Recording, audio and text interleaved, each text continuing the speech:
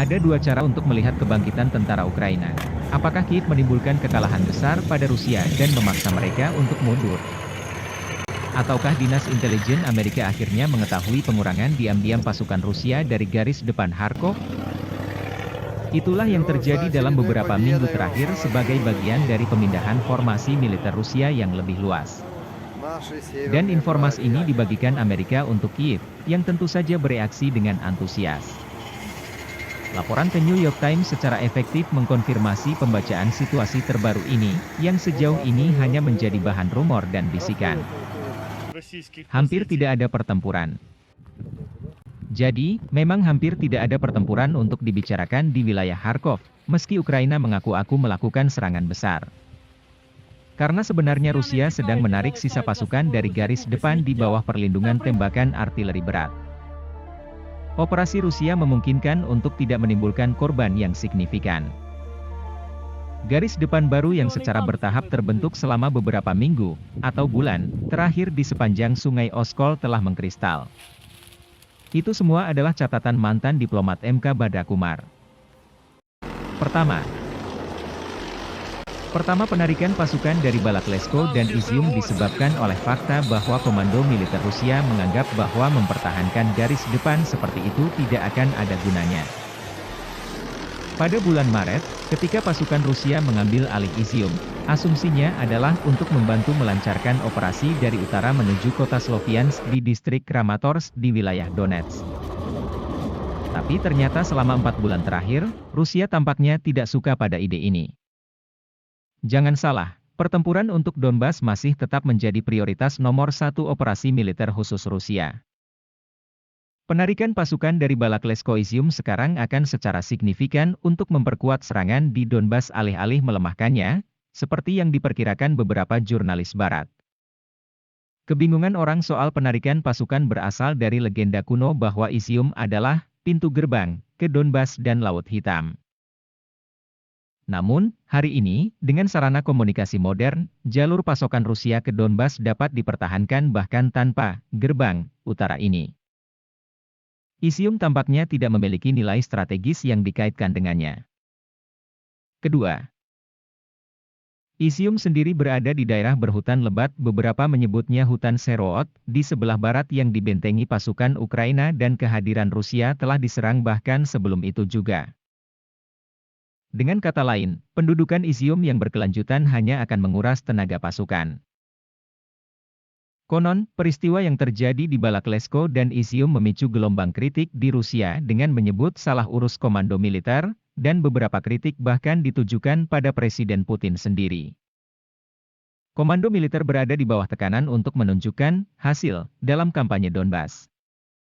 Harus dikatakan bahwa strategi Rusia menggunakan milisi daripada pasukan reguler dari angkatan bersenjatanya dapat dipikirkan kembali. Pada kenyataannya, wilayah Kharkov sejauh ini hanya menjadi aksesori. Fakta bahwa tidak ada rencana untuk mengadakan referendum di Kharkov tidak seperti Kherson dan Zaporozhia, di selatan, pada awal September, yang penyelenggaraannya ditunda, sudah terbukti. Megalomania Ukraina. Sudah pasti bahwa peristiwa minggu lalu di Balaklesko Izium akan meningkatkan moral angkatan bersenjata Ukraina. Hal ini akan berdampak pada masa depan. Di satu sisi, Kiev tidak akan cenderung untuk membicarakan perdamaian sama sekali. Pernyataan gagah Menteri Pertahanan Ukraina Oleksiy Reznikov pada hari Minggu dipahami sebagai ambang untuk berperang. Kiev siap untuk bernegosiasi setelah evakuasi Rusia dari semua wilayah dari Ukraina sesuai dengan garis batas 1 Desember 1991. Tidak ada lagi pilihan, Februari 24, untuk Ukraina. Artinya, rencana Komando Angkatan Bersenjata Ukraina adalah untuk sepenuhnya membebaskan semua wilayah pendudukan, termasuk Donbas dan Crimea, dan tidak kurang. Amerika ternyata harus terjebak dalam perangkap mereka sendiri. Menurut Sekretaris Dewan Keamanan dan Pertahanan Nasional Ukraina, Danilov, Kiev sudah mempertimbangkan opsi untuk menerima penyerahan Rusia, serta membagi Federasi Rusia menjadi beberapa negara kecil. Tingkat kegilaan dan histeria perang seperti itu akan membuat sangat sulit bagi pemerintahan Biden untuk memajukan tanda-tanda moderasi dan realisme yang baru lahir. yang berjuang untuk muncul dalam retorika Menteri Luar Negeri Amerika Antony Blinken selama kunjungannya ke Kiev Jumat lalu. Blinken bereaksi dengan hati-hati ketika media bertanya kepadanya tentang serangan balasan Ukraina. Dia berkata, "Ya, kami mendapat pembaruan lengkap tentang serangan balik. Ini masih sangat awal tetapi kami melihat kemajuan yang jelas dan nyata di lapangan. Terutama di daerah sekitar Kherson, tetapi juga perkembangan menarik di Donbas di timur. Tapi sekali lagi, ini baru permulaan." Sebelumnya di Kiev, Blinken tidak menanggapi kesimpulan Presiden Zelensky, selama penampilan media bersama mereka, bahwa ia hakul yakin dukungan Amerika sebagai jaminan kemungkinan mengembalikan wilayah kami, tanah kami. Jenderal Mark Milley, Ketua Kepala Staf Gabungan, juga sangat waspada terhadap serangan balasan Ukraina dalam sebuah wawancara dengan National Public Radio pada hari Sabtu. Jenderal itu mengatakan masih harus dilihat apa yang terjadi dalam beberapa minggu mendatang. Ini adalah tugas yang sangat sulit bagi Ukraina untuk dilakukan untuk menggabungkan serangan mereka dengan manuver, kata sang jenderal. Kerugian besar Ukraina. Sementara konsolidasi pasukan di wilayah Kharkov akan memungkinkan pasukan Rusia untuk memusatkan perhatian mereka untuk membangun kendali penuh atas wilayah Donetsk, bukan berarti komando militer telah mengabaikan Kharkov.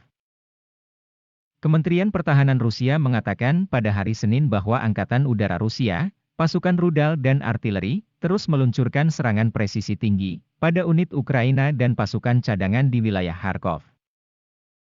Pasukan Ukraina, yang sebelumnya berada di posisi yang dibentengi dengan baik di wilayah berhutan lebat ini, sekarang berada di tempat terbuka dan berada di bawah serangan udara, rudal dan artileri yang berat. Kementerian Pertahanan Rusia mengatakan pada hari Sabtu bahwa lebih dari 2.000 pejuang Ukraina telah tewas di dekat Balaklea dan Izium dalam 3 hari terakhir saja. Sudah pasti bahwa beberapa ribu tentara tambahan juga akan terluka. Mempertimbangkan bahwa pasukan Ukraina yang terdiri dari 15.000 orang terlibat dalam seluruh operasi Kharkov, ini adalah kerugian yang sangat besar. Pada waktunya, Kiev mungkin tidak memiliki banyak hal untuk dibanggakan.